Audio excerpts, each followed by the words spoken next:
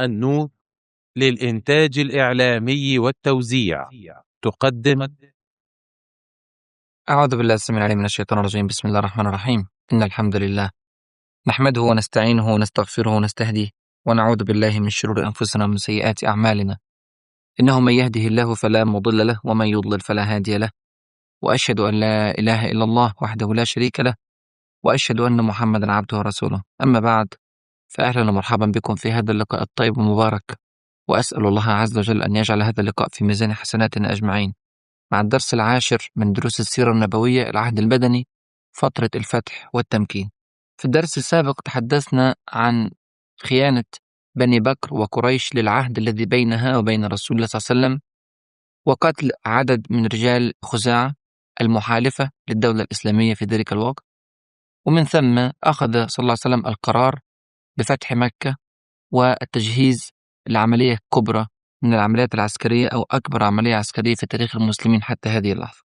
الواقع أن قريش بعد أن قامت بهذه الجريمة وساعدت بني بكر على قتل الرجال من خزاعة في داخل الحرم، جلست قريش مع نفسها تتشاور في هذه القضية. هذه قضية خطيرة جدا، قضية نقد الصلح مع المسلمين. عملوا مجلس استشاري كبير، واجتمع في هذا المجلس أبو سفيان مع قادة مكة، مع عكرمة ابن أبي جهل، مع صفوان ابن أمية، مع سهيل ابن عمرو، مع غيرهم من رجال مكة وزعماء مكة، وبدأوا يفكروا فيما سيفعلونه نتيجة هذا الأمر الذي حدث ونقد المعاهدة. لازم ناخد بالنا إن كان في انطباع عند قريش وبالذات عند أبي سفيان عن المسلمين وصل في هذه اللحظة إلى درجة الانبهار. صلح الحديبية نفسه كان واضح فيه إن الغلبة للمسلمين والقوة والبأس في صالح المسلمين، والتفريط والتنازل في صف قريش، وتحدثنا عن ذلك بالتفصيل. وقريش ما كانت لتسلم بذلك الأمر لولا أنها رأت قوة المسلمين. الكلام ده من سنتين، لما كان المسلمين 1400 فقط في بيعة الرضوان أو في صلح الحديبية. ثم إن أبو سفيان سبحان الله سافر إلى غزة للتجارة، وهناك التقى مع هرقل في اللقاء الذي تحدثنا عنه قبل ذلك، ودارت بينهما المحاورة العجيبة. وخرج أبو سفيان من هذه المحاورة بانطباع هائل عن رسول الله صلى الله عليه وسلم، لدرجة أنه ضرب يدا بيد وقال: لقد أمر أمر ابن أبي كبشة، يقصد الرسول صلى الله عليه وسلم، إنه لا يخافه ملك بني الأصفر هرقل. فما زلت موقنا، والكلام لأبي سفيان يوم قابل هرقل، قال: فما زلت موقنا أنه سيظهر حتى أدخل الله عليه الإسلام. الشاهد إن أبو سفيان كان شايف أن الرسول صلى الله عليه وسلم أمره سيظهر في يوم من الأيام. ثم إن أبا سفيان ومن معه من أهل قريش شاهدوا الانتصارات الإسلامية المتتالية هنا وهناك، وبالذات في خيبر ثم في مؤتة. طبعا دي كانت انتصارات كبيرة جدا وضخمة جدا ولا يتخيلها أهل قريش. ثم أسلمت الدول والقبائل المحيطة بمكة المكرمة، يعني أسلمت اليمن، أسلمت البحرين، أسلمت عمان وغير ذلك من القبائل. كل هذا ترك انطباع بالرهبة والهلع عند قريش من مواجهة المسلمين. أضف إلى ذلك أن قريش بدأت تبحث في الفوائد المتحققة من مساعدتها لبني بكر في الخيانة التي تمت وقتل مجموعة من رجال خزاعة، فلم تجد سبحان الله أي نوع من الفائدة تحققت. يعني هذه معركة داخلية بين بني بكر وبين خزاعة. لماذا أعانت قريش بني بكر على حرب خزاعة؟ هي لم تدرك أي نوع من الفائدة، كان تهورا ملحوظا، وكانت آثار ضخمة جدا ستتلو هذا الحدث دون فائدة تذكر. لو حطينا كمان بالإضافة لهذه الأمور خلفية عمرة القضاء، وزي ما أنتم عارفين منذ أقل من سنة واحدة قبل أهل مكة بمنتهى الضعف أن يدخل إليهم الرجل صلى الله عليه وسلم الذي طردوه وعذبوه وأساءوا إلى سمعته وحاربوه بكل طاقتهم. قبلوا أن يدخل إلى مكة ومعه 2000 من أتباعه لأداء العمرة، بينما هم يخلون مكة تماما له. هذا لا شك ترك انطباعا نفسيا قاسيا عند أهل قريش. ولا ننسى، وراجعوا الكلام اللي قلناه في عمرة القضاء، مظاهر القوة التي حرص صلى الله عليه وسلم أن يظهرها في هذه العمرة. ولا ننسى انبهار قريش بقوة المسلمين وتعليقات أهل قريش عندما رأوا جيش المسلمين وقوة المسلمين. وعمرة القضاء هذه سبحان الله كانت تمهيدا نفسيا إيجابيا للمسلمين، وكانت تمهيدا نفسيا سلبيا للمشركين، وهذا كله من تدبير رب العالمين سبحانه وتعالى. يبقى قريش في الاجتماع بتاعهم أدركوا أن احتمال الحرب وارد، واحتمال غزو مكة مع صعوبة تخيل هذا الأمر على الذهن، غزو مكة أمر محتمل. بناء على هذا الاجتماع أخذت قريش قرارا صعبا، بل من أصعب القرارات في تاريخ قريش، وهو الذهاب إلى المدينة المنورة لاستسماح الرسول صلى الله عليه وسلم أن يتغاضى عن هذا الخطأ وأن يطيل الهدنة. وطبعا هذا تنازل كبير جدا جدا وطعن كبير جدا في كرامة قريش، وبالذات أن الذي اختاروه للذهاب هو أبو سفيان شخصيا، يعني هو زعيم مكة وسيد مكة، ليس مجرد سفير ترسله مكة، ولكن زعيم مكة بكاملها وزعيم بني أمية، وله تاريخ طويل مع المسلمين وله حروب متتالية مع المسلمين. أن يتنازل أبو سفيان عن كبريائه وعن كرامته ويذهب إلى المدينة المنورة ليطلب أن يطيل الرسول صلى الله عليه وسلم الهدنة، هذا شيء كبير جدا جدا، لعله المرة الأولى في تاريخ قريش التي تقدم تنازلا بهذه الصورة، لكن حدث. وذهب بالفعل أبو سفيان إلى المدينة المنورة يحاول قدر المستطاع أن يمنع الرسول صلى الله عليه وسلم من الانتقام لخزاعة والثأر لكرامته وكرامة الأمة الإسلامية، وأن يطيل المدة بأي ثمن. وطبعا يا إخواني هناخد من هنا قاعدة مهمة جدا، والقاعدة ديت مش بس أيام الرسول صلى الله عليه وسلم، لا، ماشية معانا إلى الآن وإلى يوم القيامة. إذا كان عدوك حريصا على السلام وحريصا على تجنب الصدام بكل ما أوتي من قوة ويدفعك إليه دفعا، فاعلم أنه ضعيف، أو على الأقل يخشى قوتك، فلا تضعف ولا تجبن. فآدي أبو سفيان كي يحاول قدر المستطاع أن يتجنب الصدام، وسنجد الوقفة الإسلامية أمام أبي سفيان. أول ما دخل المدينة المنورة ذهب إلى ابنته، وخلي بالك بنت أبي سفيان سبحان الله كانت زوجة الرسول صلى الله عليه وسلم، أم حبيبة رضي الله عنها وأرضاها، أم المؤمنين. والتقى أبو سفيان مع أم حبيبة رضي الله عنها، والمفروض أن هذا اللقاء لقاء بعد غياب حوالي 16 سنة متصلة. تعرفين أم حبيبة رضي الله عنها هاجرت إلى الحبشة وفضلت قاعدة في الحبشة فترة طويلة من الزمان، ثم تزوجها الرسول صلى الله عليه وسلم وأتت إلى المدينة المنورة، ولم تمر بمكة منذ 16 عاما متصلة. العلاقة بينها وبينه منقطعة فترة طويلة، فكان أبو سفيان يظن أن تستقبله أم حبيبة استقبالا حافلا، أبوها فترة طويلة من الزمان ما شافوش بعض، لكن سبحان الله هو لسه جاي يقعد على الفراش ليتحدث معها، إذا بها تطوي الفراش وتمنعه من الجلوس. استغرب أبو سفيان فقال: يا بني، ما أدري أرغبت بي عن هذا الفراش أو رغبت به عني؟ يعني إيه الكلام ده؟ يعني أنت مش عايزاني أقعد على الفراش لأن الفراش عظيم عندك ومكرم عندك أكتر مني، ولا شايفاني رجل عظيم لا أقعد على هذا الفراش المتواضع، فراش الرسول صلى الله عليه وسلم؟ فقالت السيدة أم حبيبة في صلابة وفي قوة: هو فراش رسول الله صلى الله عليه وسلم، وأنت مشرك نجس، فلم أحب أن تجلس على فراشه. فقال أبو سفيان: يا بني، والله لقد أصابك بعدي شر، ثم خرج. الواقع يا إخواني نحتاج أن نقف هنا وقفة مع موقف السيدة أم حبيبة رضي الله عنها.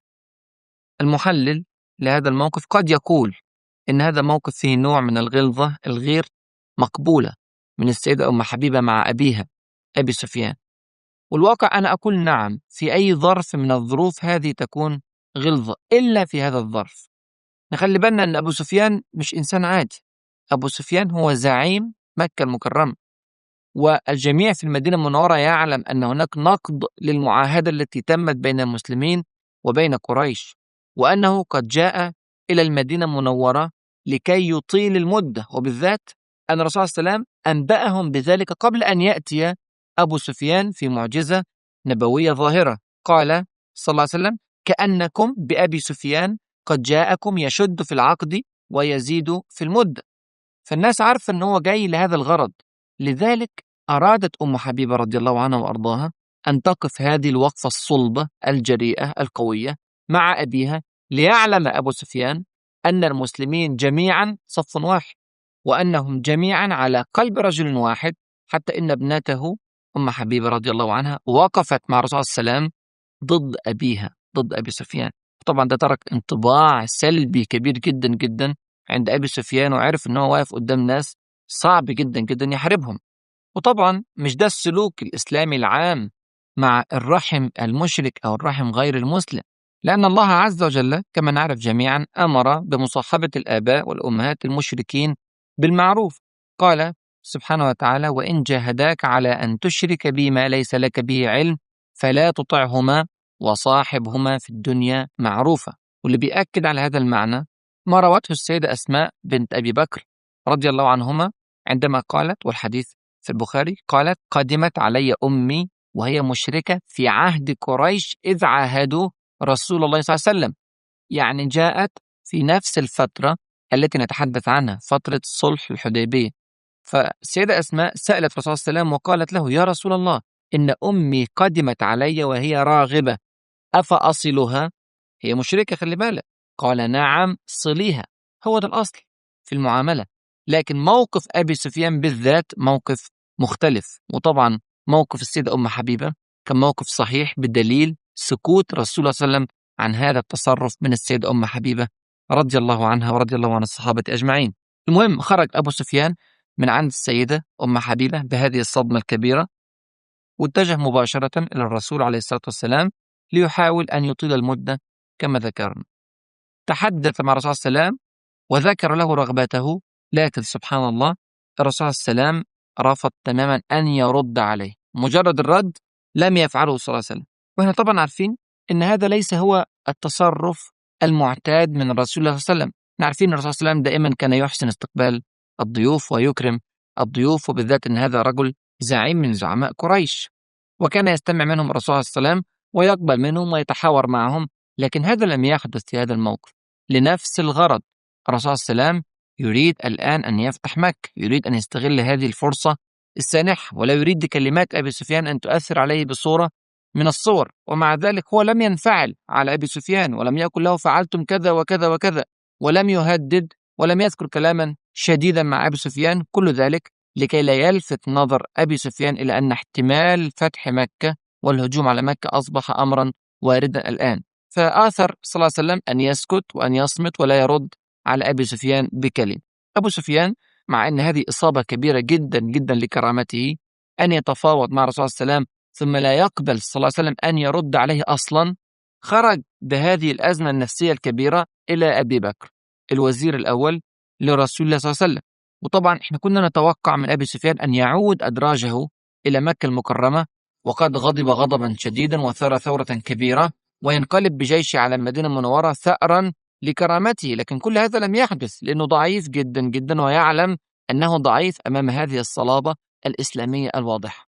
ذهب أبو سفيان إلى أبي بكر وطلب منه نفس الكلام، لكن الصديق رضي الله عنه قال له في صرامة واضحة: ما أنا بفاعل، لن أتوسط بينك وبين الرسول صلى الله عليه وسلم. فخرج أبو سفيان من عند أبي بكر بالصدمة الثالثة.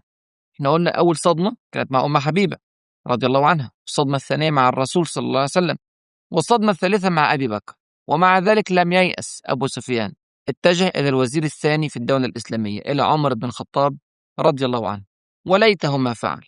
أول ما راح وطلب منه نفس الطلب أن يطيل المدة بينه وبين المسلمين، قال عمر بن الخطاب بمنتهى القوة: أنا أشفع لكم إلى رسول الله صلى الله عليه وسلم، فوالله لو لم أجد لكم إلا الذر لجاهدتكم به، لو معايا جيش من النمل أقاتلكم به. سبحان الله، شوف قد إيه قوة وصلابة عمر بن الخطاب رضي الله عنه.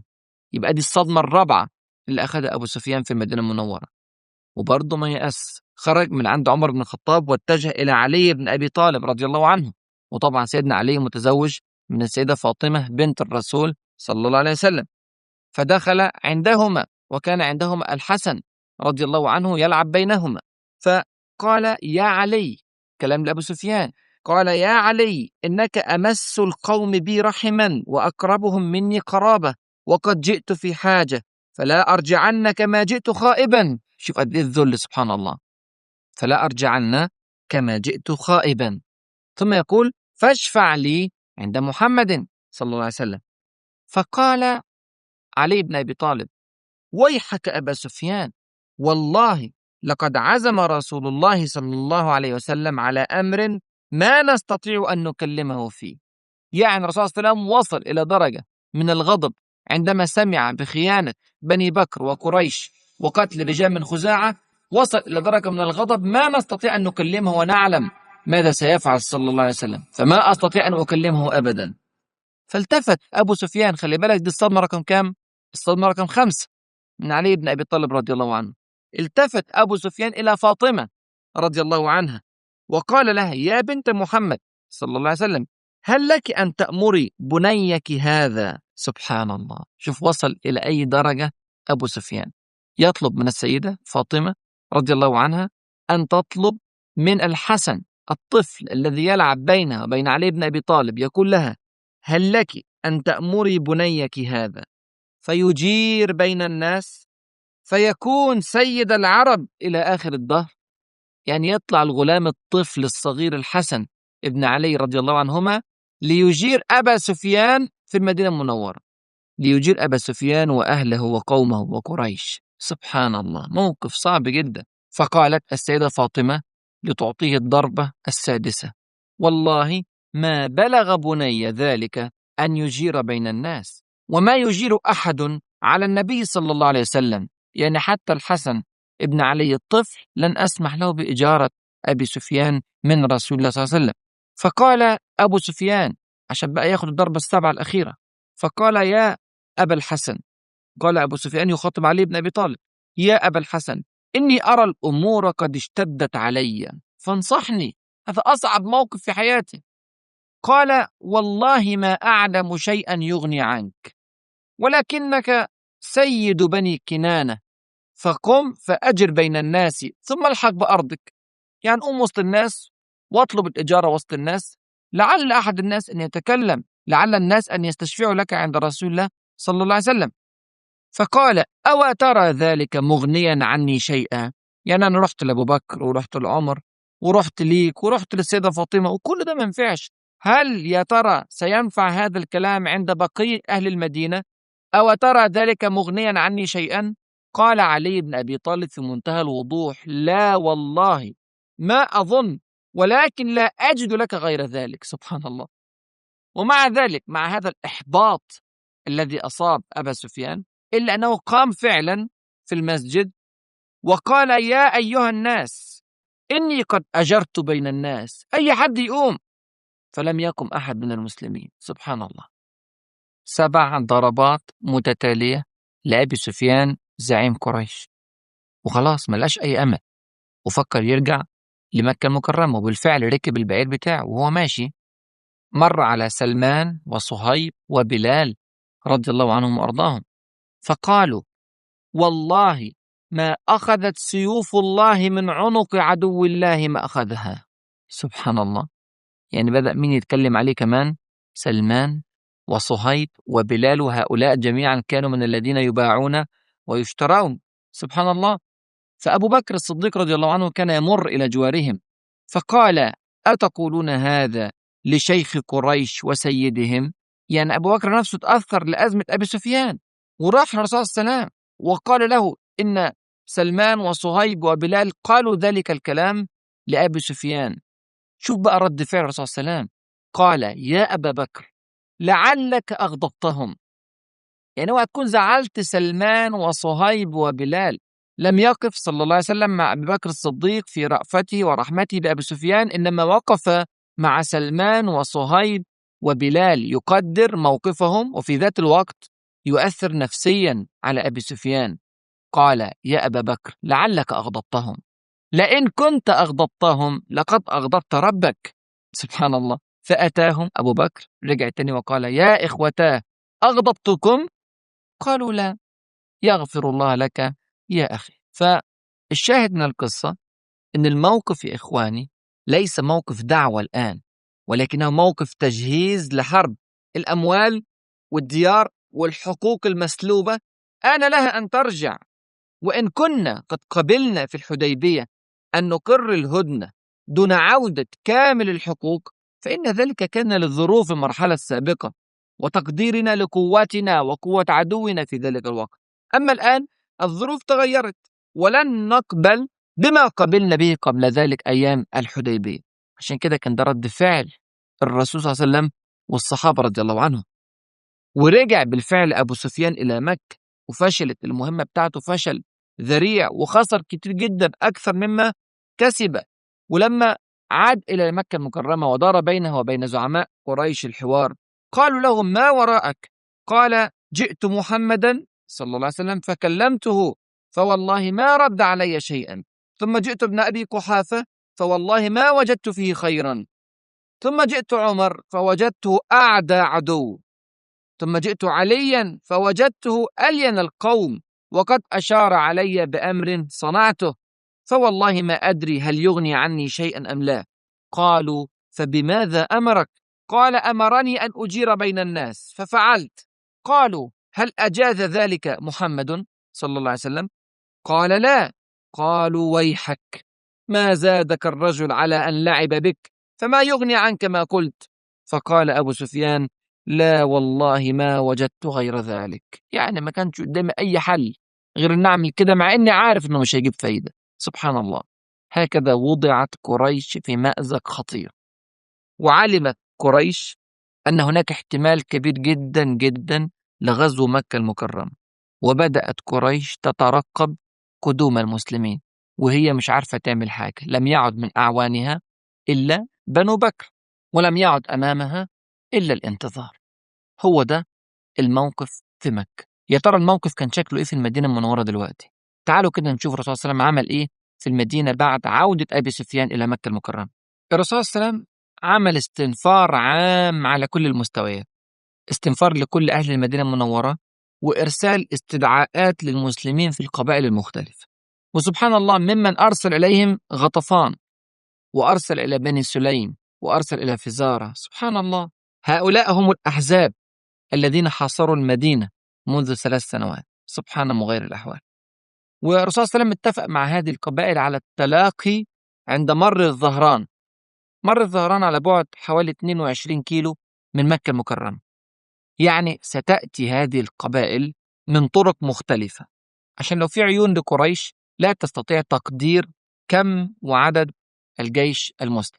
في نفس الوقت الرسول صلى الله عليه وسلم أخرج سرية على رأسها أبو قتادة رضي الله عنه للتمويه. أرسل هذه السرية إلى اتجاه بعيد عن اتجاه مكة المكرمة ليلفت أنظار القرشيين إلى أنه لا يريد مكة المكرمة. في نفس الوقت أمر صلى الله عليه وسلم المسلمين جميعا بالسرية التامة وبعدم إخبار أي إنسان خارج المدينة المنورة بأمر هذا الغزو لمكة المكرمة. ثم رفع يده إلى السماء ودعا وقال: اللهم خذ على أسماعهم وأبصارهم فلا يرون إلا بغتة ولا يسمعون بنا إلا فجأة. وبدأ الإعداد الضخم للخروج من المدينة المنورة. سبحان الله، هناك قصة حدثت في ذلك الوقت لا أريد أن أقف عليها كثيرا لأني سأحيلها إن شاء الله إلى مجموعة الرسول صلى الله عليه وسلم وأخطاء المؤمنين، لكن نمر بسرعة على الحدث بدون تحليل. الحقيقة حاطب بن أبي بلتعة رضي الله عنه وارضاه أخطأ خطأ كبيرا بكشف سر رسول الله صلى الله عليه وسلم لمشركي قريش. أرسل إليهم رسالة تخبرهم أن رسول الله صلى الله عليه وسلم قادم إليهم. طب ليه عمل كده؟ عشان ليه عيلة بمكة المكرمة خشي عليها من بطش قريش، وليست له عائلة كبيرة أو قبيلة كبيرة بمكة تدافع عن أسرته، فهو رجل حليف ليس من أهل مكة الأصليين. وطبعا هذا الأمر لا يبرر أبدا له هذا الخطأ الكبير، لكن هو ده اللي حصل. ونزل الوحي يكشف الرسول صلى الله عليه وسلم هذا الأمر، واستطاع الرسول صلى الله عليه وسلم أن يرسل من يأتي بالرسالة التي أرسلها، وطبعا أحبط هذه المحاولة.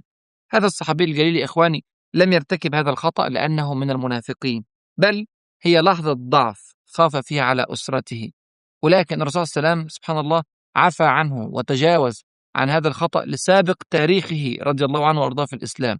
وطبعا كما هو معروف حاطب رضي الله عنه من أهل بدر، عشان كده الرسول صلى الله عليه وسلم منع عمر من إيذائه وقال له إنه قد شهد بدرا، وما يدريك لعل الله اطلع على من شهد بدرا فقال اعملوا ما شئتم فقد غفرت لكم. طبعا الموضوع بيحتاج إلى تفصيل، وزي ما قلنا إن شاء الله هنتكلم فيه بالتفصيل في مجموعة أخطاء المؤمنين. المهم الرسول صلى الله عليه وسلم خرج بالفعل من المدينة المنورة، وكان هذا الخروج في 10 رمضان سنة 8 من الهجرة، واتجه مباشرة إلى مكة المكرمة.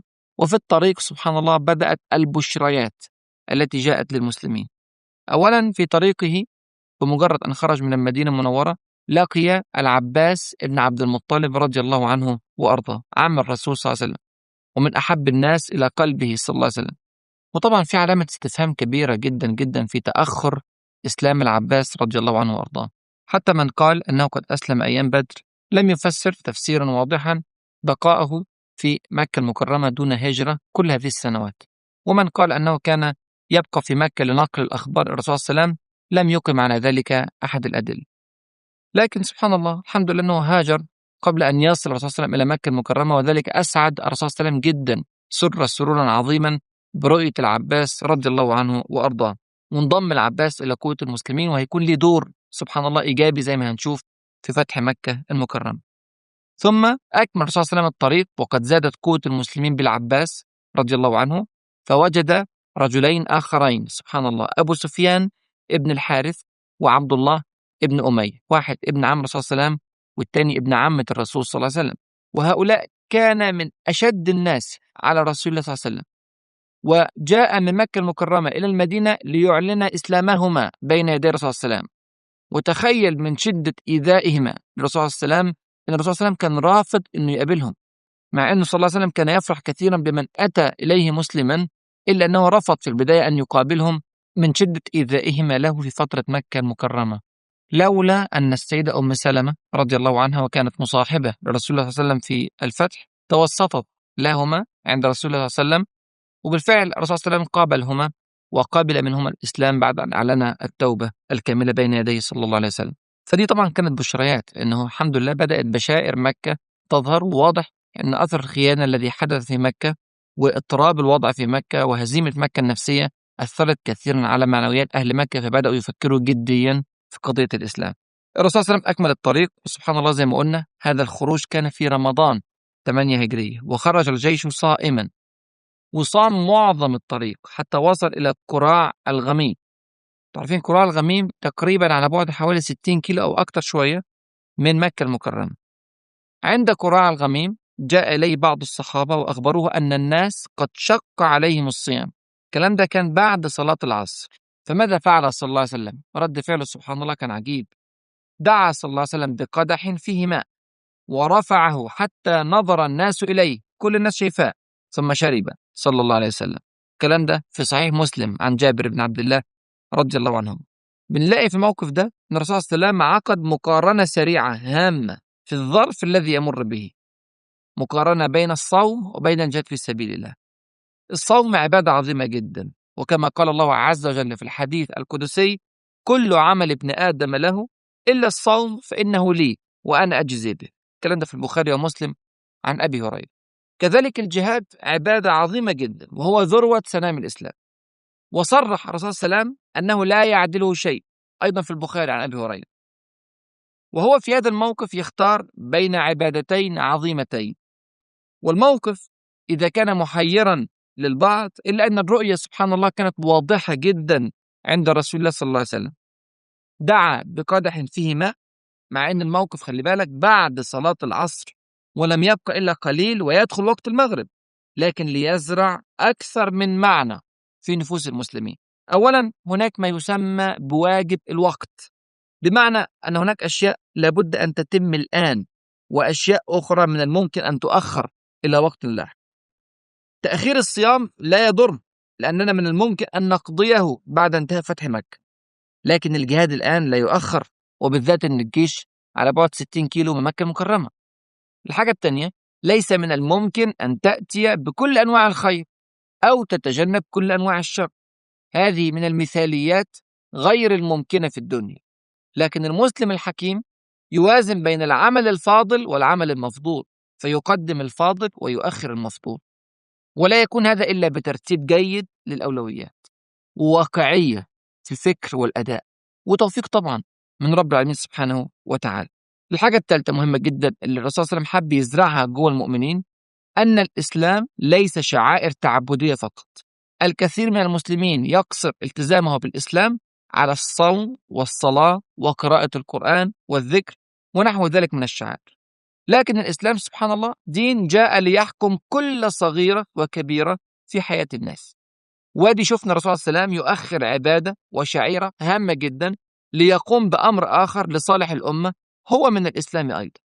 الجهاد من الإسلام، والسياسة من الإسلام، والتجارة من الإسلام، والمعاملات من الإسلام، وهكذا. يبقى عشان كده الرسول صلى الله عليه وسلم أفطر وأمر الناس بالإفطار، وهذا بعد وقت صلاة العصر. بل إن في رواية في صحيح مسلم أن بعض الصحابة جاءوا إليه وقالوا إن بعض الصحابة رضي الله عنهم لم يفطروا مع الناس. ماذا علق صلى الله عليه وسلم على هذا الفعل؟ قال صلى الله عليه وسلم: أولئك العصاة، أولئك العصاة.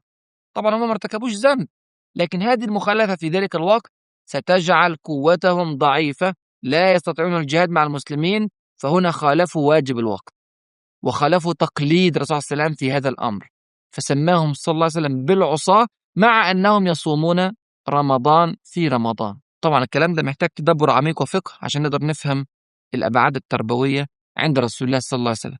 وصل الرسول صلى الله عليه وسلم إلى مر الظهران، ومر الظهران زي ما قلنا على بعد 22 كيلو من مكة المكرمة.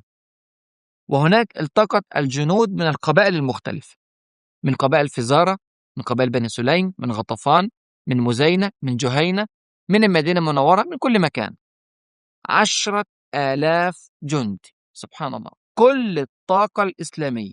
الوضع اللي احنا شايفينه دلوقتي عند مر الظهران هو نفس الوضع اللي كان في غزوة الأحزاب بس بسرعة عكسية. سبحان مغير الأحوال. وتلك الأيام نداولها بين الناس. من 3 سنوات حوصرت المدينة ب10,000 مشرك، والآن تحاصر مكة ب10,000 مسلم.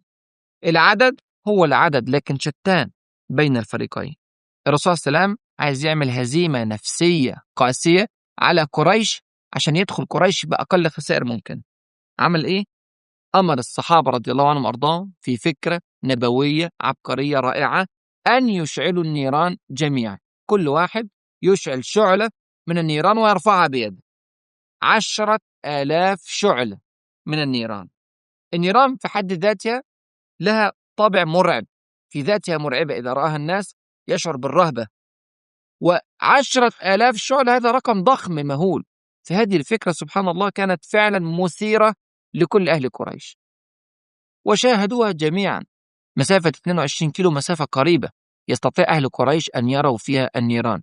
ده غير أن في بعض المراقبين والجواسيس كانوا على مقربة من مر الظهران وشافوا هذه النيران عن قرب. من هؤلاء من؟ من هؤلاء أبو سفيان شخصيا. تخيل مدى الهلع والرعب الذي عند سيد قريش وعند زعيم مكة المكرمة الذي يدفعه أن يخرج بنفسه ليترقب أحوال المسلمين. كل يوم يخرج عشان يشوف يا ترى المسلمين جم ولا ما جوش بنفسه. وكان معه بديل ابن ورقاء الخزاعي. واحنا قلنا قبل كده في درس سابق ان بديل ابن ورقاء هذا كان صديق شخصي لأبي سفيان. وسبحان الله، مع ان بديل استغاث بالرسول صلى الله عليه وسلم إلا أنه لم يكن يتوقع أبدا أن يأتي الرسول صلى الله عليه وسلم بجيش ليفتح مكة المكرمة عقر دار قريش. كل أحلامه أن الرسول صلى الله عليه وسلم كان يطلب من قريش أن تدفع دية المقتولين من خزاعة، لكن الآن يشاهد جيش كبير أتى إلى مكة المكرمة. تعالوا نشوف العباس رضي الله عنه وأرضاه وهو يحكي هذا الموقف العجيب. والموقف في الطبراني بسند صحيح عن العباس رضي الله عنه. العباس لما شاف 10,000 جندي بهذا التصميم وهذه القوة على أبواب مكة المكرمة خاف على مكة. وخلي بالك أن العباس رضي الله عنه حديث الهجرة، بل قد يكون حديث الإسلام، وقريش قبيلة قوية جدا إسلامها لا شك أفضل من قتلها، ثم هم الرحم والأهل والعشيرة. فأول ما شاف هذا العدد يقترب من مكة المكرمة قال: وصباح قريش، والله لئن دخل رسول الله صلى الله عليه وسلم مكة عنوة قبل أن يستأمنوه إنه لهلاك قريش إلى آخر الدهر. طيب يتصرف إزاي؟ بدأ يدور على أي حد يخبر قريشا أن الرسول صلى الله عليه وسلم قد جاء ليخرجوا ليستأمنوه. يعني هو الآن لا يدل على أسرار الجيش، لأن الجيش خلاص كشف نفسه. الجيش مولع 10,000 شعلة حول مكة المكرمة، فما فيش أي نوع من الاختفاء. فالآن هو يريد لقريش أن تستأمن لنفسها. فركب البغلة بتاعت الرسول صلى الله عليه وسلم وبدأ يبحث عن أي إنسان يصل بخبر إلى مكة المكرمة. وهو بيدور سمع 2 بيتكلموا، والكلام ده كان بالليل. واحد بيقول للتاني: ما رأيتك اليوم قط نيرانا ولا عسكرا. فرد عليه صوت آخر: وقال: هذه والله نيران خزاعة حمشتها الحر، يعني خزاعة جاءت لتنتقم لنفسها من قريش. فقال الصوت الأول: خزاعة، خزاعة والله أذل وألأم من أن تكون هذه نيرانها وعسكرها. فالاثنين بيتناقشوا يا ترى مين هذه القوات التي جاءت تحاصر مكة المكرمة. سمعهم العباس بن عبد المطلب كما ذكرنا، فعرف الصوت الأول. سبحان الله، كان أبو سفيان. أبو سفيان بنفسه طالع يراقب الموقف. والصوت الثاني كان بديل بن ورقاء الخزاعي. وطبعا زي ما قلنا قبل كده برضو أن بديل بن ورقاء كان عايش في داخل مكة المكرمة، عشان كده ما يعرفش أحوال خزاعة، ويا ترى خزاعة فعلا جاءت بجيش أو غير خزاعة. المهم أن العباس رضي الله عنه لما استمع إلى الصوتين نادى على أبي سفيان. والعباس يا إخواني كان صديق شخصي برضه لأبي سفيان، فقال: أبا حنظلة. فعرف أبو سفيان صوته فقال: أبو الفضل. أبو الفضل هو العباس بن عبد المطلب. فقلت: نعم. الكلام للعباس رضي الله عنه، يقول: فقلت: نعم. قال: ما لك؟ فداك أبي وأمي. فقلت: ويحك يا أبا سفيان، هذا رسول الله صلى الله عليه وسلم في الناس وصباح قريش والله. قال: فما الحيلة؟ فداك أبي وأمي، أعمل إيه؟ اتصرف إزاي؟ سبحان الله. قال: قلت: والله لئن ظفر بك ليضربن عنقك، فاركب معي هذه البغلة حتى آتي بك رسول الله صلى الله عليه وسلم أستأمنه لك. سبحان الله، أبو سفيان وافق دون تردد. موقفه صعب جدا يا إخواني، وهذا زعيم قريش، شيء صعب جدا على التخيل، لكن وافق دون تردد، انصاع تماما لنصيحة العباس بن عبد المطلب رضي الله عنه، وركب خلفه على بغلة الرسول صلى الله عليه وسلم وانطلق إلى رسول الله صلى الله عليه وسلم. ورجع بديل بن ورقاء إلى مكة المكرمة. وهم رايحين الرسول صلى الله عليه وسلم كلما مروا على نار من نيران المسلمين قالوا: من هذا؟ يسألوا: ترى مين اللي راكب البغلة؟ فيقولوا: هذه بغلة رسول الله صلى الله عليه وسلم، وهذا عم الرسول صلى الله عليه وسلم. فالناس تخلي البغلة تاخد طريقها إلى مكان الرسول صلى الله عليه وسلم، إلى أن مروا على نار عمر بن الخطاب رضي الله عنه وأرضاه. وطبعا ده مش أي حد كده يعدي عليه بسهولة، سبحان الله. فقال: من هذا؟ وقام إلي. كلام العباس بيحكي، فقام بص لا العباس، لكن مين اللي ورا العباس؟ أبو سفيان. إلى أن مروا على نار عمر بن الخطاب رضي الله عنه وأرضاه. وطبعا ده مش أي حد كده يعدي عليه بسهولة، سبحان الله. فقال: من هذا؟ وقام إلي. كلام العباس بيحكي، فقام بص لا العباس، لكن مين اللي ورا العباس؟ أبو سفيان. جالك الموت يا أبو سفيان. سبحان الله. عمر بن الخطاب قال في منتهى القوة: أبو سفيان عدو الله، الحمد لله الذي أمكن منك بغير عقد ولا عهد. وقرر طبعا يقتل أبو سفيان.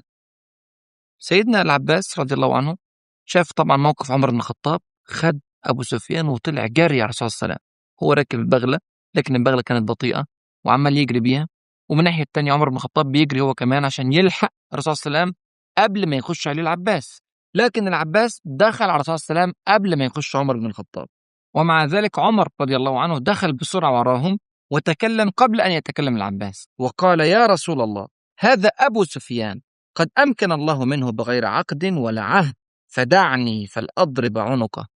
طبعا هذا تاريخ طويل جدا يا إخواني بين أبي سفيان وبين المسلمين، حروب متتالية قادها أبو سفيان ضد المسلمين، ذكريات أليمة جدا جدا عند المسلمين من وراء أبي سفيان وكفاح أبي سفيان ضد المسلمين. فعمر بن الخطاب رضي الله عنه في هذا الموقف يريد أن ينتصر لله عز وجل ويقتل أبا سفيان. لكن العباس بن عبد المطلب قال لرسول الله صلى الله عليه وسلم: يا رسول الله، إني أجرت أبا سفيان. ثم جلست إلى رسول الله صلى الله عليه وسلم، والكلام للعباس، فأخذت برأسه فقلت: لا والله لا يناجيه الليلة رجل دوني. فلما أكثر عمر في شأنه قلت: مهلا يا عمر. سيدنا العباس عمال يحاول يدافع عن أبي سفيان، وعمر من الناحية الأخرى عمال يهاجم ويصر على قتل أبي سفيان.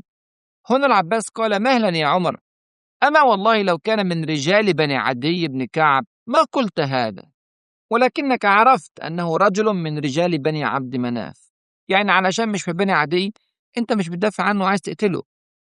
قال عمر بن الخطاب: مهلا يا عباس، فوالله لإسلامك يوم أسلمت كان أحب إلي من إسلام الخطاب لو أسلم. الخطاب اللي هو أبوه شخصيا.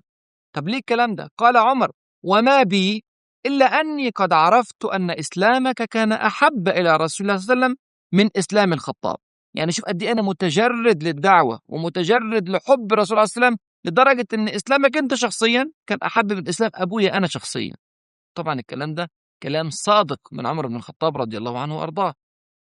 فقال صلى الله عليه وسلم: اذهب به إلى رحلك يا عباس، فإذا أصبح فأتني به.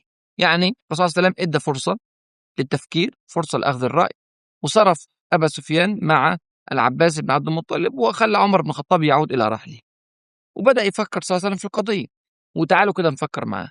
نحن إن كنا نعذر عمر في موقفه، طبعا ده أبو سفيان زي ما قلنا، وقاد الحرب ضد المسلمين في السنوات الست الأخيرة، وراجعوا كده الحوار الذي دار بين أبي سفيان وبين المسلمين بعد غزوة أحد، عشان تشوفوا مدى الشماتة التي كانت عنده في المسلمين، ومدى رضاه بالمثلة التي حدثت للشهداء، وبالذات أن المثلة حدثت في أحب الناس إلى رسول الله صلى الله عليه وسلم، حدثت في حمزة بن عبد المطلب، وحدثت في أصحابه الكثر 70 شهيد مثل بهم في غزوة أحد.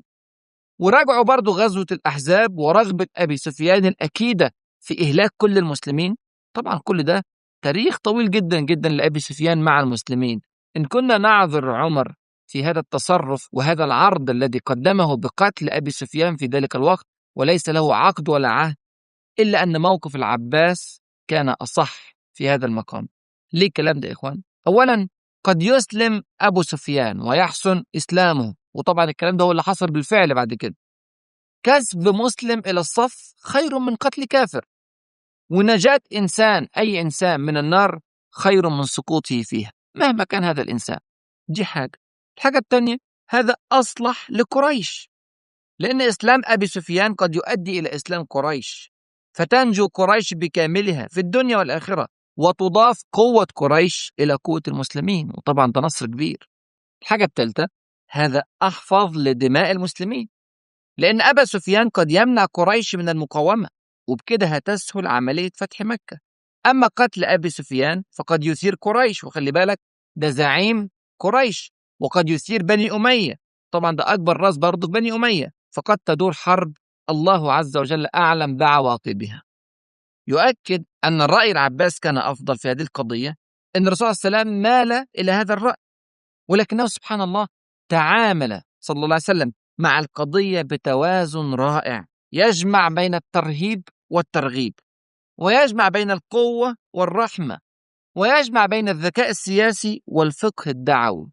موقفه مع أبو سفيان تاني يوم سبحان الله، والحوار اللي دار بينهم من أروع مواقف السيرة. تعالوا كده نشوف إيه اللي حصل. بداية، الرسول صلى الله عليه وسلم عرض على أبي سفيان الإسلام بمنتهى القوة. هذا عرض للإسلام من زعيم قوي منتصر على زعيم ضعيف مهزوم، وهو يعرض عليه الإسلام لنجاته، وإلا في الأصل أن الرسول صلى الله عليه وسلم في حل من دماء قريش، لأنهم خلفوا صلح حديبية وقتلوا رجالا من خزاعة حليفة المسلمين. فعرض عليه الإسلام بصيغة فيها ترهيب واضح. قال: ويحك يا أبا سفيان، ألم يأن لك أن تعلم أن لا إله إلا الله؟ تهديد واضح. ذهب وقت الإقناع والمحاورة، والآن نحن على أبواب حرب. وأبو سفيان يا إخواني ليس بالرجل البسيط، هو من دهاة العرب، وقدر بسرعة يقيم الموقف بصورة واقعية. لذلك سبحان الله تلطف في الحوار، وأجاب بصورة تجمع بين الموافقة وعدم الاقتناع الكامل. ليه؟ عايز يحفظ ماء وجهه، برضه سيد قريش. فقال أبو سفيان: بأبي أنت وأمي ما أحلمك وأكرمك وأوصلك، والله لقد ظننت أن لو كان مع الله غيره لقد أغنى عني شيئا. يعني خلي بالك، بعد مدح الرسول صلى الله عليه وسلم وقال له بأبي أنت وأمي، وقال له ما أحلمك وأكرمك وأوصلك، بعد هذا الأمر لم يجاوب إجابة مباشرة قائلا نعم أشهد أن لا إله إلا الله، ولكن قال لو كان هناك آلهة أخرى كاللات أو هبل أو غيرها لدافعت عنا، وحيث أنني لا أجد دفاعها الآن فهي ليست موجودة. يعني إجابة غير مباشرة. فالرسول صلى الله عليه وسلم انتقل معاه للنقطة الأصعب، وهي الاعتراف بنبوة الرسول صلى الله عليه وسلم. وليه بنقول أصعب؟ لأن النقطة الأولى أسهل، عشان العرب ما كانوا ينكرون أن الله عز وجل هو الخالق، ولكنهم كانوا يشركون معه أصنامهم. أما قضية النبوة والرسالة هذه كانت مرفوضة عندهم تماما. فالرسول صلى الله عليه وسلم أم قايل له: ويحك يا أبا سفيان، ألم يأن لك أن تعلم أني رسول الله؟ هنا بقى أبو سفيان اتحط في مأزق. هو حتى هذه اللحظة لم يقتنع بقضية الإيمان، وهو لا يريد في نفس الوقت أن يكذب، وهو سيد قريش، وكان كما يقول عن نفسه: وكنت امرأ أتكرم على الكذب. وفي نفس الوقت لا يريد أن يأخذ موقفا حادا تكون فيه نهايته. قال أبو سفيان: بأبي أنت وأمي ما أحلمك وأكرمك وأوصلك، يعني بيجر الناعم مع الرسول صلى الله عليه وسلم في الأول. ثم قال: هذه والله كان في نفسي منها شيء حتى الآن. يعني موضوع النبوة ده ما زلت غير مقتنع به، سبحان الله، حتى هذه اللحظة متردد. لا يتخيل أبو سفيان أن تنهار مقاومته هكذا كلها في لحظة. هنا اتدخل العباس رضي الله عنه عشان يلحق أبو سفيان. طبعا العباس مدرك صعوبة الموقف، واحتمال قتل أبو سفيان وغزو مكة وإهلاك قريش احتمال وارد جدا جدا. وعمر بن الخطاب صرح بذلك منذ قليل، اليوم اللي قبله كان بيقول هقتل أبو سفيان. فقال العباس في منتهى القوة: ويحك يا أبا سفيان، مفيش وقت تضيعه، ويحك يا أبا سفيان، أسلم واشهد أن لا إله إلا الله وأن محمد رسول الله قبل أن تضرب عنقك. خلي بالك، هذا ليس إكراه في الدين، بل على العكس هو رحمة، لأن قتل أبي سفيان في هذا الموقف لا يستنكره أحد، وهو يصنف في أعراف الدول بمجرم الحرب، لأنه دبر اغتيال جماعي قبل ذلك لسكان المدينة المنورة في غزوة الأحزاب. هذا غير فتنة الناس عن دينهم طول سنوات مكة والمدينة، غير أن هو نقض عهده مع الرسول صلى الله عليه وسلم في صلح الحديبية وخلاص أصبح مستحل الدم، وهذا في عرف الجميع مقبول. إسلامه هنا يرفع عنه عقوبة مستحقة وله الخيار. أبو سفيان رجل واقعي أدرك خطورة الموقف، ولذلك نطق بالشهادتين مباشرة: أشهد أن لا إله إلا الله وأن محمد رسول الله. أعلم إسلامه أمام الرسول صلى الله عليه وسلم والعباس ابن عبد المطلب رضي الله عنه ليخرج من الموقف. لكن كما نعلم العباس صديق قديم لأبي سفيان، ويرى الأزمة التي وضع فيها أبو سفيان، ويرى الانهيار الذي تعرض له. عشان كده سبحان الله العباس رضي الله عنه طلب من الرسول صلى الله عليه وسلم طلبا يخرج أبا سفيان من هذه الأزمة، فقال: يا رسول الله، إن أبا سفيان رجل يحب الفخر فاجعل له شيئا. هنا الرسول صلى الله عليه وسلم بدأ يفكر في الأمر، وتعالوا نفكر معاه. واضح أن إسلام أبي سفيان كان إسلام اضطرار، ولم يقتنع بعد بالنبوة، وإن لم يشعر بالانتماء الحقيقي للنظام الجديد فقد ينتهز أي فرصة للانقلاب على المسلمين. وبعدين أبو سفيان عظيم مكة ولعدة سنوات، فإن لم ينزله صلى الله عليه وسلم منزله فإن هذا سيؤثر سلبا لا شك على أبي سفيان وعلى أهل مكة جميعا. ثم إن الرسول صلى الله عليه وسلم إذا أعطى أبا سفيان شيئا فهو سوف يستخدمه لصالح الإسلام، وسيكون أبو سفيان من رجاله وولاته بدلا من أن يكون من أعدائه. وقد يرى ذلك بقية زعماء مكة فيطمعون في شيء من سلطان المسلمين كما أخذ أبو سفيان. عشان كده الرسول صلى الله عليه وسلم قرر أن يعطيه شيئا، لكن يديله إيه؟ الرسول صلى الله عليه وسلم في ذلك الوقت لا يملك مالا كثيرا يليق بزعيم مكة، ولا يستطيع أن يعده بإمارة لأنه لسه ما استوثقش بعد من صدق إيمانه. بالعكس، ده الظاهر كده أنه أسلم مضطرا، وقد يؤذي المسلمين بإمارته سواء على مكة أو غيرها. عشان كده الرسول صلى الله عليه وسلم فكر في إعطائه شيء ينفع ولا يضر. إيه هو الشيء ده؟ قال صلى الله عليه وسلم: من دخل دار أبي سفيان فهو آمن، ومن أغلق بابه فهو آمن، ومن دخل المسجد فهو آمن. الرسول صلى الله عليه وسلم خصه بخصيصة تجعله متميزا على أقرانه من أهل مكة، وهي أن داره أصبحت مأوى لأهل مكة وأمانا له. لكن المتدبر حقيقة في الأمر يلاقي أن الرسول صلى الله عليه وسلم أعطاه شيئا بلا خسارة. هذا الشيء لا يقدم ولا يؤخر كثيرا عند المسلمين، بينما هو يكسب قلب أبي سفيان، لأن أي إنسان يغلق عليه بابه هيكون في نفس الأمن الذي في دار أبي سفيان، يعني مفيش مزية واضحة، لكن عمل له نوع من الفخر الشرفي، أعطاه مجرد فخر شرفي ينفع ولا يضر. هنا بالله سبحان الله التوازن الرائع. الحاجة الثانية إن أبو سفيان بهذه المنحة التي أعطاها له الرسول صلى الله عليه وسلم سيدخل إلى مكة دافعا للناس أن يدخلوا بيوتهم وألا يقاوموا، وفي هذا تسكين لثورة الغضب في داخل مكة المكرمة، في هذا تسهيل لفتح مكة المكرمة دون خسائر كبرى. حكمة سياسية هائلة فعلا، وفقه دعوي على أعلى مستوى. لكن في ملمح هنا مهم جدا عايزين نقف عليه، وهو أن الرسول صلى الله عليه وسلم بهذا القرار، قرار تأمين من دخل دار أبي سفيان أو المسجد أو من لازم بيته، بهذا القرار يكون قد أصدر قرار حظر تجول مؤقت في مكة، منع الناس من السير في شوارع مكة، لأنه إذا كان هذا القرار يقصر الأمان على من دخل بيته أو بيت أبي سفيان أو المسجد يعني، فمعنى ذلك أن من لم يدخل بيته وسار في الشارع بصرف النظر عما يفعله في الشارع فهو غير آمن. حظر تجول عشان يمنع الناس من أي فرصة للمقاومة، في نفس الوقت عشان برضو يمنع القتل العشوائي في أهل مكة. هذه عملية عسكرية خطيرة جدا، ونريدها أن تتم بأقل خسائر ممكنة من الطرفين. هذا يا إخواني وإن كان يتبدى فيه الحزم الواضح من رسول الله صلى الله عليه وسلم، إلا أنه أيضا يظهر الرحمة عنده صلى الله عليه وسلم. هو لا يريد إراقة دماء أهل مكة، لا يريد لدماء مكة أن تسيل في شوارع مكة، مع أن دماء المسلمين سبحان الله سالت غزيرة قبل ذلك على نفس الأرض. عشان كده الرسول صلى الله عليه وسلم خد قرار حظر التجول في مكة. الكلام ده بيشبه دلوقتي في زماننا قانون الطوارئ. أحيانا بيتخذ هذا القانون في ظروف صعبة خاصة تمر بها البلد، لكن الرسول صلى الله عليه وسلم لم يطبق هذا القانون الخاص الاستثنائي لمدة سنة أو 2 أو 10 أو 20 أو 25 سنة، لا، طبقه عدة ساعات فقط.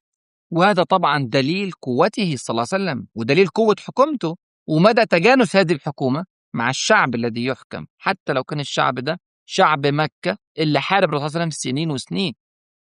لا شك يا إخواني أن الرسول صلى الله عليه وسلم كان يدرك أن طول هذه المدة، مدة هذه الطوارئ، ستترك انطباعا سلبيا عند الشعب يوحي بغياب الأمن والأمان في الدولة، عشان كده سرع بانتهائها. إذن الرسول صلى الله عليه وسلم خاطب أبا سفيان في البداية بالقوة والحسم، ثم بعد إسلامه أعطاه شيئا يفخر به ويمتلك قلبه بهذا الفخر، مع عدم فقد الدولة الإسلامية لأي شيء، بالعكس ده استخدمه عشان يفتح الطريق لجيوش المسلمين تدخل مكة بغير قتال. ومع كون المشهد في ظاهره سبحان الله قد انتهى، إلا أن الرسول صلى الله عليه وسلم أراد أن لا يترك أي فرصة للشيطان مع أبي سفيان. قد يكون إسلام أبي سفيان هنا إسلاما عارضا جدا جدا للخروج من المأزق فقط، فأراد الرسول صلى الله عليه وسلم أن يزلزل معنويات أبي سفيان حتى لا يبقى عنده أي أمل في المقاومة. ماذا فعل الرسول الحكيم صلى الله عليه وسلم؟ الرسول أمر العباس بن عبد المطلب أن يقف بأبي سفيان عند مكان ما يشاهد فيه الجيوش الإسلامية وأعدادها وعدتها وتنوع أفرادها وتعدد قبائلها. لقد أراد صلى الله عليه وسلم أن يريه الأحزاب المؤمنة، شتان بين هذه الأحزاب وبين الأحزاب التي قادها أبو سفيان قبل ذلك، ليعلم أبو سفيان أنه لا طاقة له فعلا بهؤلاء. قال رسول الله صلى الله عليه وسلم للعباس: يا عباس، احبسه بمضيق الوادي عند خطم الجبل حتى تمر به، واسمع بقى الكلمات، حتى تمر به جنود الله فيراها. والعباس نفذ الأمر النبوي، وخد أبو سفيان وقفوا عند المنطقة التي ذكر صلى الله عليه وسلم، ووقف أبو سفيان يشاهد العرض العسكري الإسلامي المهيب، جنود الله كما سماها الرسول صلى الله عليه وسلم. وانبهر أبو سفيان فعلا، فقد كل أمل في المقاومة. لكن لماذا انبهر أبو سفيان؟ هل هذه أول مرة يشاهد فيها هذه الأعداد؟ لا، احنا قلنا أنه شاهد هذه الأعداد منذ 3 سنوات تقريبا في غزوة الأحزاب، شاهد 10,000 مقاتل، بل كان هو يرأسها جميعا. إذن لماذا الانبهار؟ أولا لأن الله عز وجل يلقي الجلال والرهبة والهيبة على جنوده سبحانه وتعالى، وفي ذات الوقت يلقي الرعب في قلوب أعداء الدين، فيرون 11 ويرون القوة البسيطة قوة هائلة، وهكذا. الحاجة الثانية أنه رأى في هذه الجيوش عدة قبائل كانت تربطه بها علاقات قوية جدا، سبحان الله، لم يكن بينه وبينها أعداء يذكر، فإذا بهذه القبائل جميعا تجتمع تحت راية رسول الله صلى الله عليه وسلم. الحاجة الثالثة وحدة الصف التي رآها أبو سفيان، اجتماع الجميع على قلب رجل واحد، الألفة والمودة والصلابة التي في أعينهم وفي مشيتهم وفي تصميمهم. الكلام ده كله زلزل أبا سفيان، مشهد يدعو إلى انبهار أي مراقب. لا شك إخواني وأخواتي أن انبهار أعداء الأم بالصف المسلم المتحد أمر لا ينكر. كم رأينا من قوى عالمية تخشى طائفة بسيطة من المسلمين لا لشيء، ولكن لقوة إيمانهم ووحدة صفهم وحسن إعدادهم، والتاريخ يتكرر. تعالوا نشوف وصف العباس رضي الله عنه لحالة أبي سفيان عند رؤية الجيوش الإسلامية. قال: ومرت به القبائل على رايتها، كل قبيلة ماشية رفع الراية بتاعتها، فكلما مرت قبيلة قال أبو سفيان: من هؤلاء؟ فأقول، والكلام للعباس: سليم. فيقول: ما لي ولسليم؟ يعني أنا عملت إيه لسليم؟ لماذا تأتي وتحاربني الآن؟ ما لي ولسليم؟ أو كيف طاقتي بسليم؟ يقول: فتمر القبيلة الأخرى فيقول: من هؤلاء؟ فأقول: مزينة. فيقول: ما لي ولمزينة؟ وهكذا كلما مرت قبيلة سأل: من هؤلاء؟ فيرد العباس: بنو فلان بنو فلان، هكذا. فيقول: ما لي ولبني فلان، حتى مر رسول الله صلى الله عليه وسلم في الخضراء. الخضراء كتيبة فيها المهاجرون والأنصار، كما يقول العباس بن عبد المطلب: لا يرى منهم إلا الحدق، يعني الكتيبة سبحان الله مغطاة بالدروع والسلاح، لا ترى إلا أعينهم من خلال الدروع. قال أبو سفيان وهو في أشد حالات الانبهار: سبحان الله، من هؤلاء يا عباس؟ قلت: هذا رسول الله صلى الله عليه وسلم في المهاجرين والأنصار. قال أبو سفيان في منتهى اليأس: ما لأحد بهؤلاء قبل ولا طاقة، والله يا أبا الفضل لقد أصبح ملك ابن أخيك الغداة عظيما. قلت: يا أبا سفيان إنها النبوة، ده مش ملك، هذه نبوة. فقال: فنعم إذن، يعني فعلا دلوقتي اقتنع أن هذه نبوة. قلت: النجاء إلى قومك. قال: فخرج أبو سفيان حتى إذا جاءهم صرخ بأعلى صوته: يا معشر قريش، هذا محمد قد جاءكم بما لا قبل لكم به. خلي بالك هنا بيحقق الغرض اللي الرسول صلى الله عليه وسلم من أجله أعطاه هذا الفخر. هذا يمنع قريش الآن من المقاومة، يحقن دماء قريش وفي ذات الوقت يحقن دماء المسلمين. فقه سياسي عالي جدا يا إخواني. قال: هذا محمد قد جاءكم بما لا قبل لكم به. ثم قال: فمن دخل دار أبي سفيان فهو آمن. وما قالش الكلام التاني، ما قالش من دخل داره ومن دخل المسجد، اكتفى بالحتة بتاعته ليظهر فخره. فمن دخل دار أبي سفيان فهو آمن. فقامت إليه امرأته، طبعا انتوا عارفين متجوز مين؟ هند بنت عتبة، من أشد المقاومين للإسلام ومن أشد المحاربين له. فأخذت بشاربه وقالت للجميع: اقتلوا الدسم الأحمس، هذا السمين أبو سفيان، اقتلوه. طبعا تسب زوجها أمام الناس: فبئس من طليعة قوم. قال: ويحكم، لا تغرنكم هذه من أنفسكم، فإنه قد جاء ما لا قبل لكم به. من دخل دار أبي سفيان فهو آمن. وبيعيدها تاني، الناس اتجمعت عليه وقالت له: ويلك، وما تغني عنا دارك، هنخش فين احنا؟ شعب مكة كله ازاي يخش جوا بيتك؟ فقال: ومن أغلق بابه فهو آمن، ومن دخل المسجد فهو آمن. فتفرق الناس ودخلوا إلى ديارهم وإلى المسجد. هذا موقف أبي سفيان سبحان الله، أصبح في نهاية اليوم مدافعا عن دخول الرسول صلى الله عليه وسلم إلى مكة المكرمة، فاتحا الطريق له، سبحان الله. تعالوا نرجع للرسول صلى الله عليه وسلم. الرسول صلى الله عليه وسلم اقترب جدا جدا من مكة وبدأ يضع الخطة العسكرية لدخول مكة. الرسول صلى الله عليه وسلم قسم جيشه ل4 فرق. فرقة على رأسها خالد بن الوليد رضي الله عنه، وهذه تدخل من جنوب مكة، وهذه فرقة فرسان، فرقة قوية جدا. الفرقة الثانية على رأسها الزبير بن العوام رضي الله عنه، تدخل من كداء. كداء هذه في شمال مكة المكرمة، وبرضه دي فرقة فرسان. الفرقتين دول بيحاصروا مكة، يضعوا مكة بين فكي كماشة. الفرقة الثالثة هي فرقة من الرجالة المشاة بقيادة أبي عبيدة ابن الجراح رضي الله عنه. أما الفرقة الرابعة فهي فرقة الأنصار رضي الله عنهم، وعلى رأسها سعد ابن عبادة رضي الله عنه وأرضاه. وفي هذه الفرقة كان يسير رسول الله صلى الله عليه وسلم، والرسول صلى الله عليه وسلم ادى أوامره للأربع فرق بالالتقاء عند الصفا. كل فرقة تيجي من ناحية تدخل مكة المكرمة، ثم يلتقوا جميعا عند جبل الصفا بالقرب من البيت الحرام. طب إيه الوضع داخل مكة؟ معظم الناس في مكة استمعوا لكلام أبي سفيان ودخلوا أحد الأماكن الآمنة، إما دخلوا المسجد الحرام أو دخلوا بيوتهم أو دخلوا دار أبي سفيان. لكن زعماء قريش من غير أبي سفيان قرروا القيام بمحاولة يائسة للمقاومة لعلها تنجح، وهي جمع أوباش قريش. يعني إيه أوباش قريش؟ يعني العبيد، الفقراء، عوام الناس، يدفعوا بهؤلاء الأوباش إلى قتال الجيش الإسلامي، على أن يرأس هؤلاء عكرمة ابن أبي جهل وصفوان بن أمية أشهر فرسان قريش. والنتيجة في حسابات القرشيين الزعماء واحدة من اتنين: إما نصر فسيكون هذا النصر للسادة، وإما هزيمة فساعتها سيسلمون للرسول صلى الله عليه وسلم بما يريده. ولو كانت الهزيمة قاسية وفقد الجيش فهؤلاء هم الأوباش لا قيمة لهم عندهم. سبحان الله. هكذا يا إخواني وأخواتي الجيوش العلمانية: النصر للسادة والتضحية والبذل للعبيد. أقصى أحلام الجندي المنتصر في الجيوش العلمانية أن يعطى نيشانا أو عدة عشرات أو مئات من الجنيهات وخلاص، وعند الهزيمة يحصدون بالآلاف والملايين. أما السادة في الجيوش العلمانية فيحتفلون بالنصر ولا يدفعون أثمان الهزائم. وطبعا الكلام ده خلاف الجيوش الإسلامية تماما.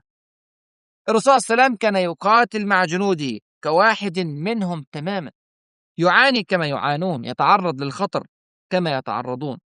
الغنائم في حالة الفوز توزع على الجيش المنتصر، والهزيمة يشترك في دفع ثمنها الجميع. ومن ثم يا إخواني وأخواتي بمنتهى الوضوح يزرع الانتماء في قلوب الجميع بصورة تلقائية طبيعية. ده الوضع في الجيوش الإسلامية، لكن الوضع في مكة كان غير كده.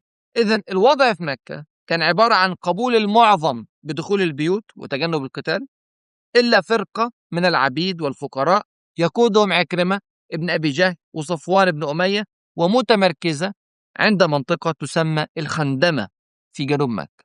والأخبار ديت وصلت الرسول صلى الله عليه وسلم، ومن ثم الرسول صلى الله عليه وسلم أصدر عدة أوامر. أصدر 3 أوامر رئيسية. الأمر الأول: لا تقاتلوا إلا من قاتلكم.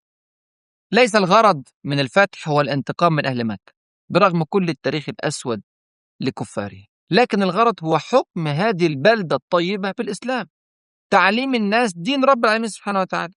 وهذا حكم عام يا إخواني يندرج على كل الحروب الإسلامية، وشفناه في كل الفتوح الإسلامية.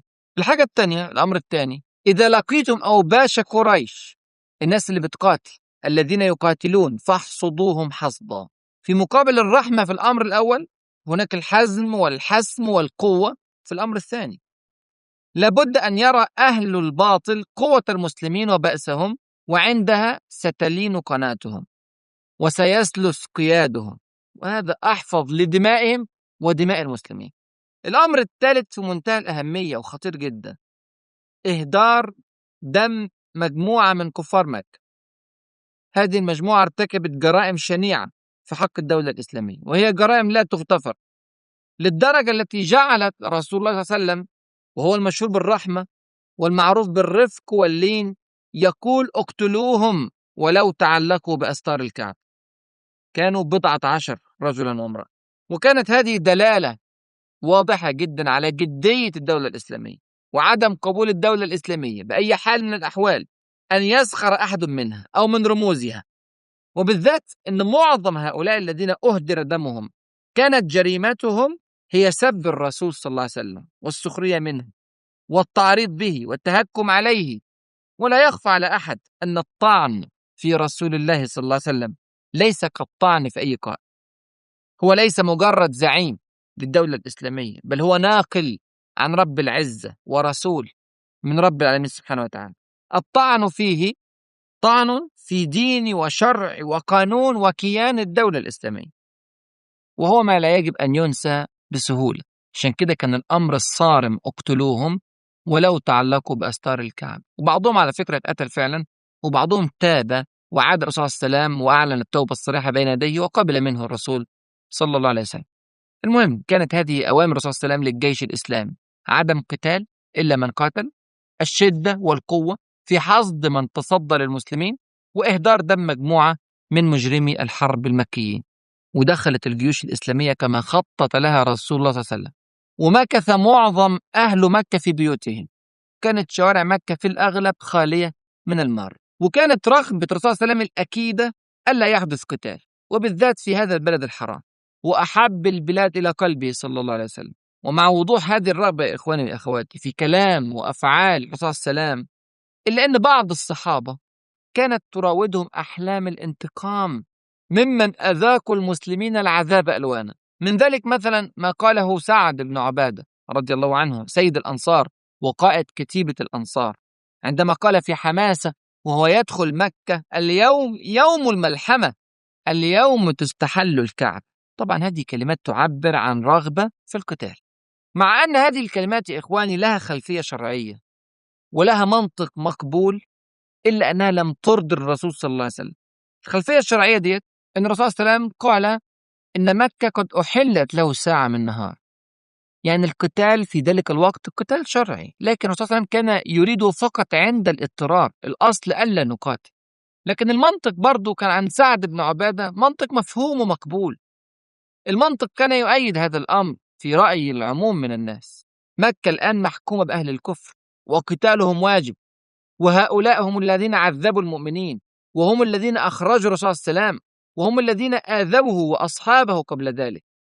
بل إن سعد بن عبادة نفسه سبحان الله تعرض لأذى قريش بصورة مباشرة، ورجعوا درس بيعة العقبة الثانية. في آخر البيعة المشركون أمسكوا بسعد بن عبادة وضربوه ضربا مبرحا، مع كونه سيد الخزرج ومن الشخصيات الهامة جدا في الجزيرة العربية. لا شك أن هذه الحادثة تركت في نفسه أثرا، وأراد أن يعاملهم بالمثل، فقال مثل هذه الكلمات. مع كل هذه المبررات، إلا أن الرسول صلى الله عليه وسلم لم يكن يريد قتالا فعلا.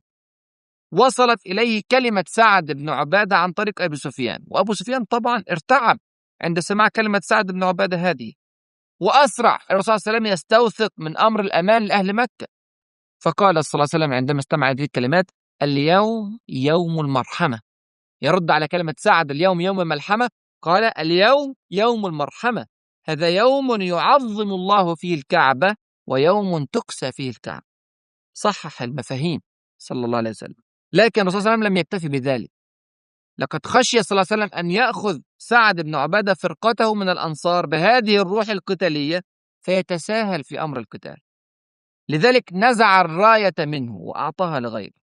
لكن سبحان الله، في فقه دعوي رائع جدا جدا، أراد أن يطيب خاطر سعد بن عبادة، لا يؤثر على نفسيته، وبالذات أنه زعيم الخزرج، فأعطى الراية لمن؟ أعطاها لقيس ابن سعد بن عبادة. كان قرار في منتهى الحكمة، أرضى به كل الأطراف، أرضى سعد بن عبادة، وأرضى نفسه صلى الله عليه وسلم بتنفيذ القرار ألا يقاتل إلا من قاتل، وأرضى أبا سفيان الذي اشتكى إليه هذه الكلمة القاسية عليه، وبالذات أنه قد أعطى أمانا لأهل مكة. ودخلت فعلا الجيوش الإسلامية مكة من كل مكان، ولم تلقى قتالا يذكر إلا عند منطقة في جنوب شرق مكة اللي قلنا عليها من شوية، اسمها منطقة الخندمة. تزعم عكرمة ابن أبي جهل وصفوان بن أمية أوباش قريش وقاتلوا في هذه المنطقة. مين اللي داخل من الجنوب؟ خالد بن الوليد رضي الله عنه وأرضاه بفرقة قوية من الفرسان.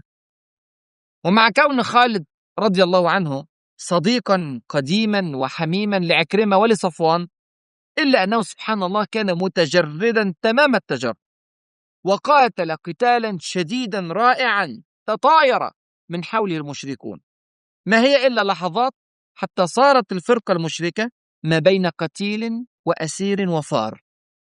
وهرب صفوان بن أمية وهرب عكرمة ابن أبي جهل، الاثنين هربوا من مكة المكرمة بكاملها، وخمدت المقاومة تماما في مكة المكرمة، وفتحت مكة أبوابها لخير البشر صلى الله عليه وسلم يدخلها آمنا مطمئنا عزيزا. لعل هذه هي أعظم لحظات السيرة النبوية فعلا، اللحظة التي مسحت آثار رحلة طويلة من المعاناة والألم، اللحظة التي انتظرها المسلمون أكثر من 20 سنة، اللحظة التي سيحكم فيها حرم الله بشرع الله عز وجل. 13 سنة متصلة في مكة من الألم والتعذيب والاضطهاد. أين أولئك الساخرون من الإسلام؟ أين أولئك المتهكمون على رسول الله صلى الله عليه وسلم؟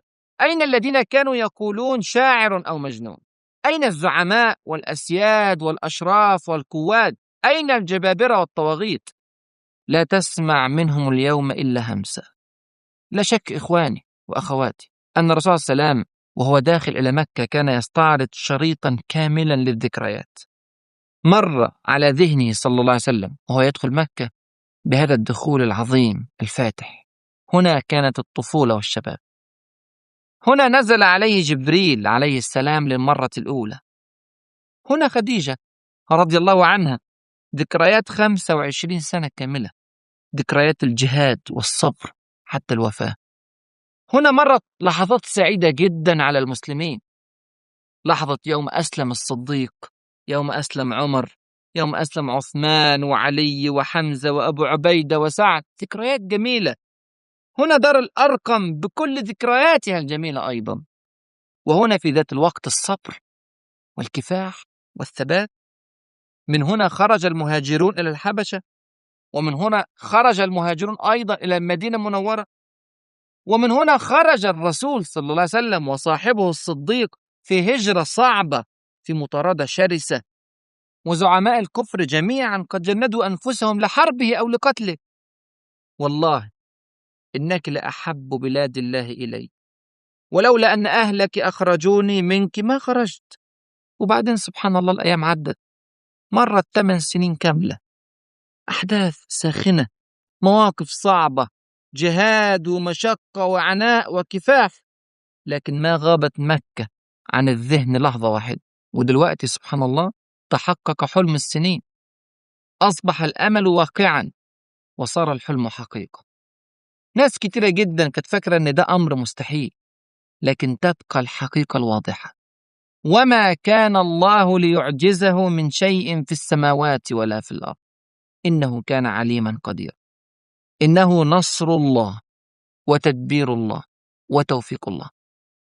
الرسول صلى الله عليه وسلم كان يدرك ذلك تمام الإدراك، لذلك لم يدخل مكة دخول المنتصرين المتكبرين رافعا رأسه متعاليا على غيره ناسبا النصر لنفسه، حاشا لله. إنه دخل مكة دخول المتواضعين لله عز وجل الخاشعين له، خفض رأسه سبحان الله في تواضع حتى كادت أن تمس ظهر دابته. دخل وهو يتلو سورة النصر، يذكر نفسه ويذكر المؤمنين حوله ويذكر المؤمنين إلى يوم القيامة، بل ويعلم الناس جميعا أن النصر من عند الله عز وجل، وأنه سبحانه وتعالى إذا قضى شيئا فلا راد لقضائه، إذا جاء نصر الله والفتح ورأيت الناس يدخلون في دين الله أفواجا فسبح بحمد ربك واستغفره إنه كان توابا.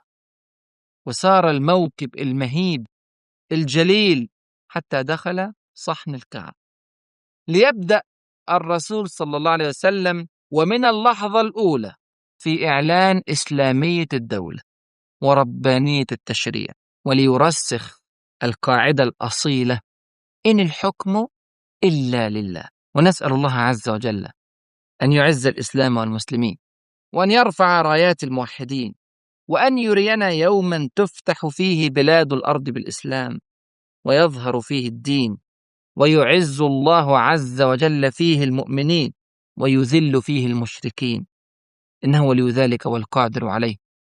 كما نسأله سبحانه وتعالى أن يفقهنا في سننه، وأن يعلمنا ما ينفعنا، وأن ينفعنا بما علمنا، ونسأله سبحانه وتعالى أن يجمعنا على الخير دائما. فستذكرون ما أقول لكم وأفوض أمري إلى الله إن الله بصير بالعباد وجزاكم الله خيرا كثيرا. السلام عليكم ورحمة الله وبركاته. مع تحيات النور للإنتاج الإعلامي والتوزيع.